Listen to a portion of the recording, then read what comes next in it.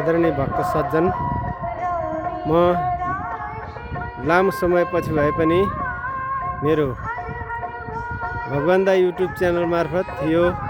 श्री विन्ध्यवासिनी आध्यात्मिक प्रतिष्ठान पनौती 5 मैकिनटार श्री विन्ध्यवासिनी मन्दिरको चौथो वार्षिक